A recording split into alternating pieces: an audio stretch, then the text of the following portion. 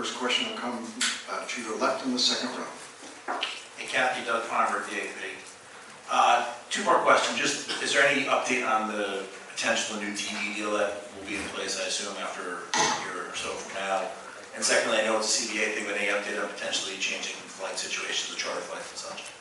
Okay, I'll answer the latter first. So as many of you know, we already announced that we are providing charter for our players through our full playoffs, through the Commissioner's Cup, and also the back-to-backs requiring air travel. And why that's important is this year there are a lot more back-to-backs requiring air travel because it's an Olympic year and we have an Olympic break. So we funded out of the league a $4 million fund to fund charter for this year. So, and again, as we build the momentum and build the economic model to fund that longer term, there's nobody that wants that more than I do for these players. But we have to be in the right financial position. We're not going to jeopardize the financial viability of this league. It was just a few years ago we were surviving, and now we're going from survive to thrive. So we'll do it at the appropriate time, and we've been chipping away at it every year and adding additional charter flights for the players. Media deal. So speaking of better travel, better pay, and all that, sports, especially at league levels, you have two main revenue streams. One is your media rights, and the other is corporate partnerships. And we've been really making great progress with the corporate partnership side. On the media side, I think women's rights, women's media rights have been undervalued for so many years, just a microcosm, by the way, of the broader world that I came from before I came here. And so I think it's really important that we're doing everything we can. This is an important year for us around viewership, around attendance, around all the qualitative and quantitative factors that go into the valuation of media rights. Because as I've said to my team, there's not a day that if we're not working on things that feed into the valuation of our next media rights, we're not focused on the right things. So this is a really important focus for us. Our current deals go through the 25 season, so through October of 25. So we do have some time, but we're gearing up for a combination of what the media rights package would look like. And as you know, the media landscape continues to be enormously disrupted with household and people using TV levels down, with obviously cord cutting, with streaming, with over the air. Obviously there's a lot going on subscription-wise, cable. So we're looking at all of that disruption and determining what is the best deals with different partners for the WNBA, including, again, traditional linear, streaming, and over the air. Thank you.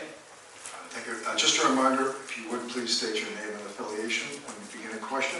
Cathy, the next question will come from the second row to your right.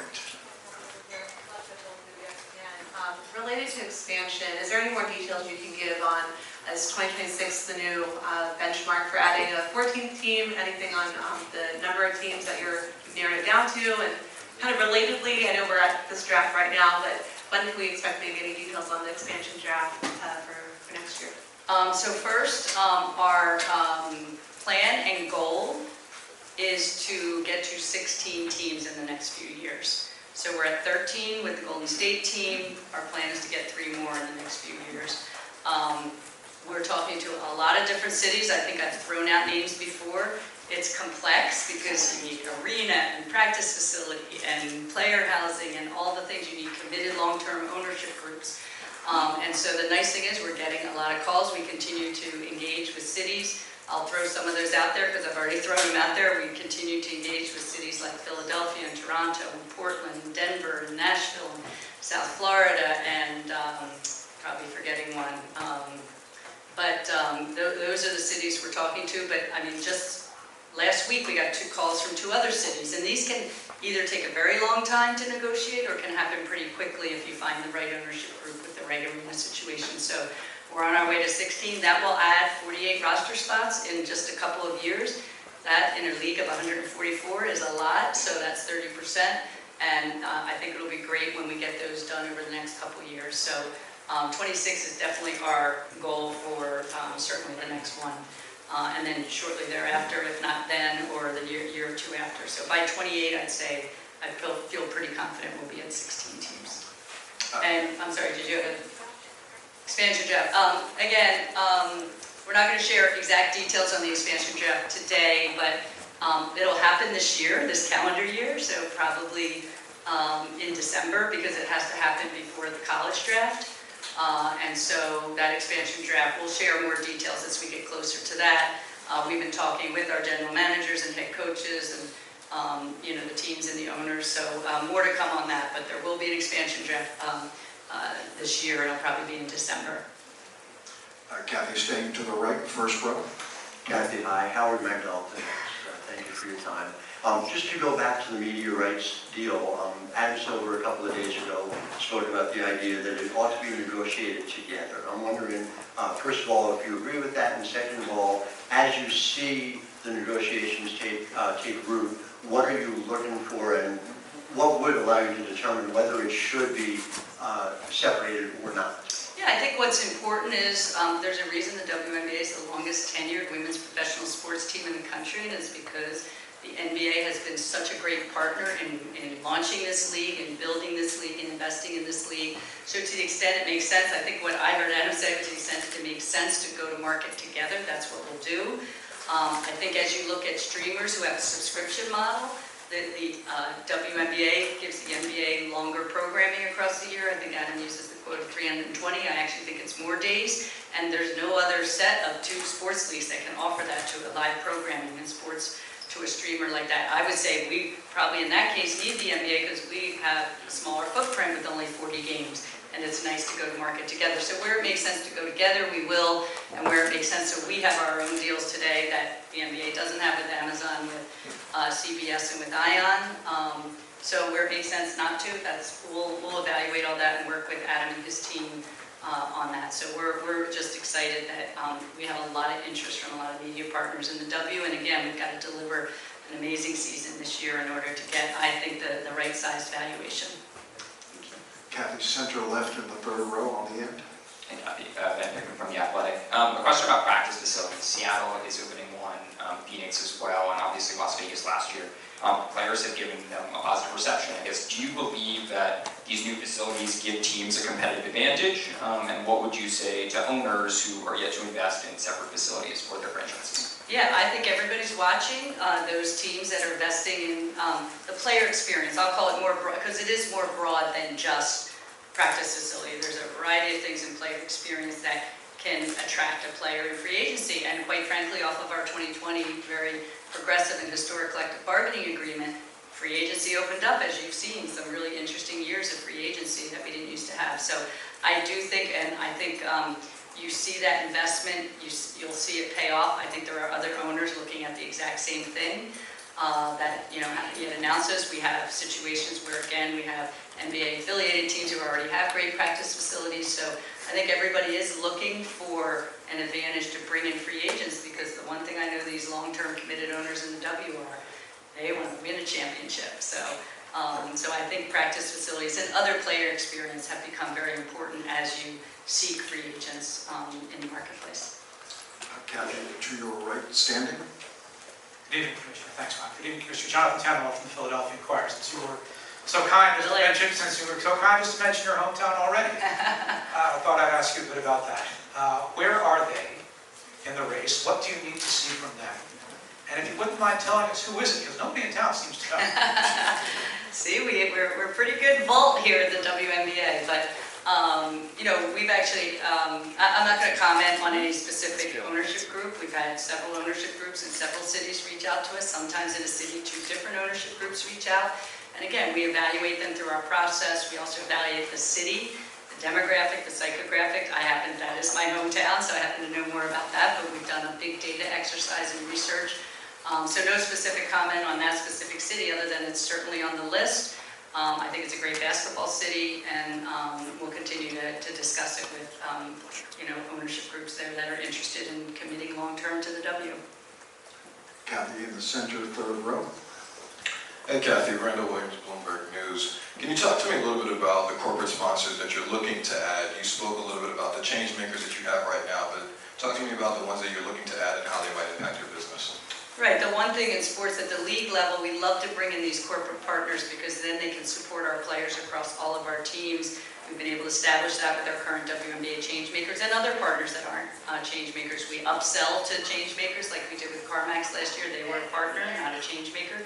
And they came to us and said, we want to support the W in a bigger way. So we were able to upsell them into. So it's, there are some open categories we have in a variety of categories. So that's how we target who we want to be partners. But we also look at a values match. We also look at, if relationships matter too. If we have relationships with the CEO or the CMO or someone in the C-suite, that's an important part because then you can turn that into a corporate partnership. But one of the things that's great about being in the WNBA right now is everybody's paying attention. And so I ran into someone who ran an ad buy during the final of the Women's Final Four, and they said it was the CEO, got thousands of messages, not only about how they thought the ad was, but that they ran it during women's basketball, and how much that lifted their brand with not just their female employees, but their female customers and everybody. So the narrative is around 80% of every household consumer purchasing decision is made or influenced by a woman. And why wouldn't you support the WNBA from a business perspective? Now we have to bring everybody I sit down with, what are you trying to solve in your business? We need more women, we need more diversity, we need younger consumers. Well, we've got all of those as fans in the WNBA, so data is an important thing to put in front of those corporate partners, and in those open categories, we're certainly going to sell hard against that for this season. I want to go to Zoom for one, and then we'll return to the room. Cheryl, you're up. Cheryl.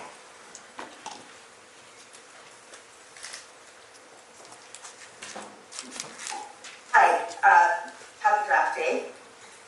First of all, I wanted to ask you about some of the business things you talked about. This past year has been groundbreaking for betting on women's sports, and the league's official sponsor, sportsbook partner, FanDuel, even has an extensive draft section and a Caitlin Park section, which is unheard of, in history for women's sports betting. What are your thoughts on increased handle and wagering options from FanDuel and other sportsbooks in terms of broadening these standards? Yes, I think with eyes on the game increasing at historic levels, obviously betting is not legal in every sport. Integrity is number one for us, so obviously we do a lot in that area. But certainly from a perspective of bringing in a fan base that might not have been in the WNBA before, we've had plenty of betting on WNBA in past years, but obviously I think FanDuel or one of the betting companies released a statistic about that LSU-Iowa game in the Elite Eight, and it was one of the highest bet games they had seen. I didn't see the data on post that for the Final Four and the final game, but I'm sure a lot of people are paying attention, transcending age, race, gender from that perspective. That's what these WNBA players coming into this draft tonight are going to do for us, and I think the attention, the views, and bringing in another part of a fan base that might not have watched women's basketball before and now are following these household names. And the one thing I know about sports, you need household names, rivalries, and games of consequence. And those are the three things we've had over the past couple of weeks, and hopefully we'll continue into the WNBA season. And certainly sports betting is something that attracts fans in. I think we need to work on this idea of watch and bet versus bet and watch, because if you bet, maybe you don't watch, but if you watch and then bet, then you're probably bringing in a fan base we haven't had before. So integrity first. Obviously it's not legal in every state in the U.S., but as we start to see that, and betting partners are supporting our teams as well in corporate sponsorship. So again, I think it's an important way to grow our viewership. Cathy, center section in the last row to your right. Hi, I'm Adler from The Next. Actually, going off of that question, given the recent news, the most obviously prominent news out of baseball, the John Porter news on the men's side of things, and given the salary structure of the W and how it compares to the men's side, are you concerned as you increase the exposure of the sport to gambling and as you increasingly associate the league itself with gambling entities, that the games and players may become more susceptible to outside influence the way that we've seen in other leagues? Yeah, it's certainly something that that's why I started to answer this question with the integrity of the game is number one. That will remain number one no matter how the handles grow and they break, and those are family, health, and integrity. The work ball is rubber, you can mess up and recover, but those 3 balls, and so the integrity, I think, is really important that the players understand they're big brands with big followership, more than any players have had coming into the league because of the popularity of the women's game at the NCAA level and how important integrity. So it's accomplished by training, and do I worry about things like that? Sure, everybody should in sports. But I do think it's happening around us, and if we're not cognizant of what's going on and how that can benefit the viewership of the league and things like that. So we don't want to leave that on the table, but we want to do it in the right way with the right guardrails around integrity. So we have not, to my knowledge, had issues on that, but we'll continue to monitor it for sure. We're going to return to Zoom for just a moment. Lindsay, go ahead. Hey, Cathy. The WNBA is obviously really supportive of women's rights. It's been something that players have been really outspoken about. The AllStar Game is set to be in Phoenix this year, in a state that just passed a very antiquated abortion law, and I wondered if there was any conversations had with the league about potentially moving the AllStar Game, and given that you have to plan those things so far in advance, how can you make sure when you do, put a major event in a state that's going to help them financially, that you're putting it in a state that matches up with the W's values? Right, so obviously one of our focuses this year of our Social Justice Council is reproductive rights as well as civic engagement, given that we're in general election year. So the one thing I like about our players want to be engaged, they don't run away from things, they want to be engaged, and they want to force change in the communities in which they live and work. And they do it very effectively, and I think on this issue they'll continue to do that effectively. Obviously, we have a team there as well and in other states, but they'll continue to make their impact on this particular issue, maternal health, reproductive rights. And actually, the charities that we'll be donating to as part of the Commissioner's Cup will be charities in that space.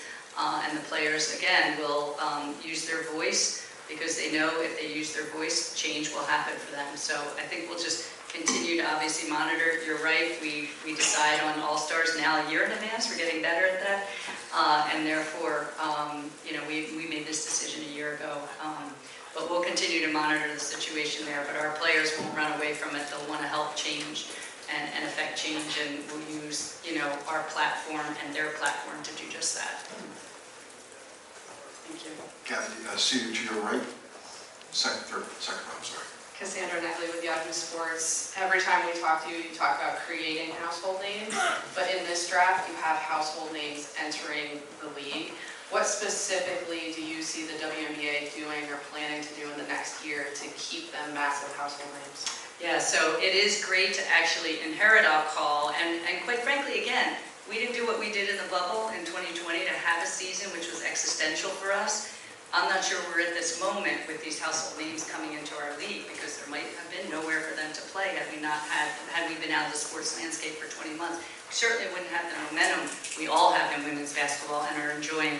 So I'm thrilled that we have household names coming in. We need to market around that.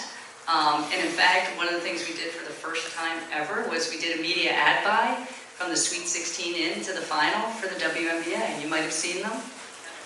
I have a prop with me today. Rookie O's.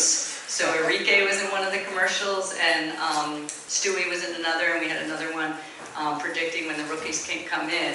So I thought it was clever, and Enrique and Stewie did an amazing job. But this was an investment in bringing that NCAA viewer into the WNBA, and we hadn't done it before. So, and I know just from my circles of life, hearing people who are all talking about the WNBA that we're going to be successful in that. But it is about marketing, deployment of that capital in the marketing area. We've increased our marketing budget significantly for this year to capture just that. And I think we're already seeing the returns on that. We had 98% positive sentiment on this ad campaign. I mean, that's the W, 98% positive.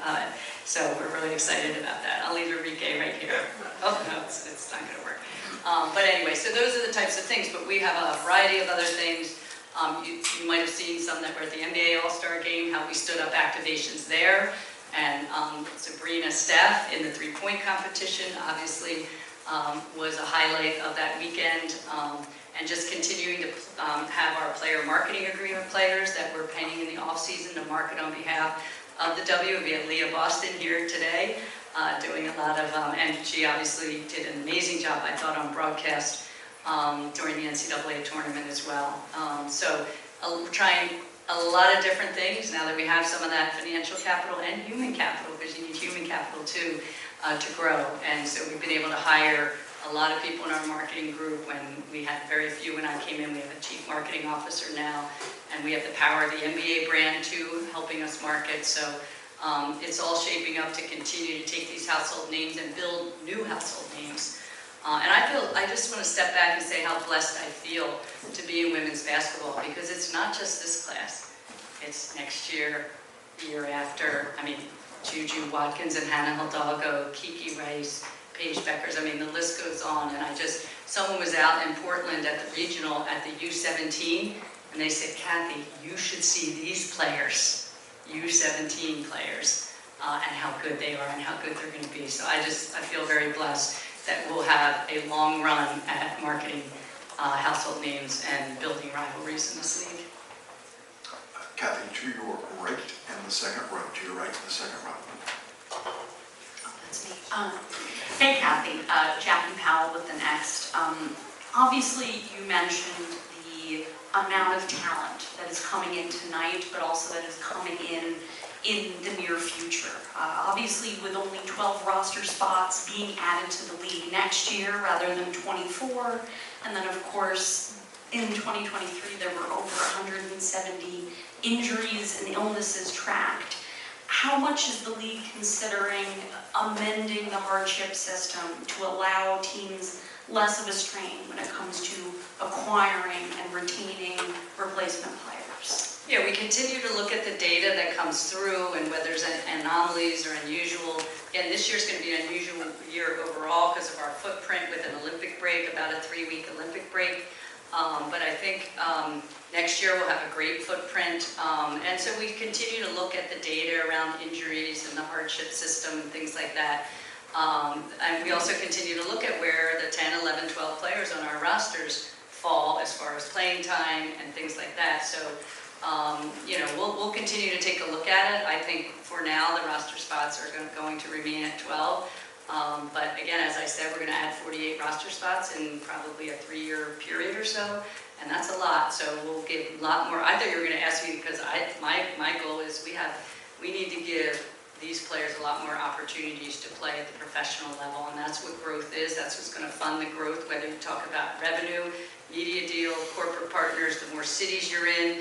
I mean, again, longest tenured league, 330 million people in this country, not enough to be in 12. So now we have 13, go on our way to 16, and I think we can do more even after that. So I think that's the way to add these roster spots for purposes of the game as we've looked at the data. But we continue to monitor that for sure and talk with our players, quite frankly, about it as well.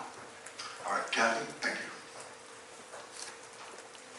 Oh, that's it? Okay. All right. Well, we do have a draft to get to. I got to go change. I have a few wardrobe changes today. But again, I just want to thank you all. Again, for those that are new to this league, watch, ref, buy, attend. It's an amazing game on the court. And I probably wouldn't have taken this job if it wasn't. So I really appreciate all your support. Thank you. Enjoy tonight.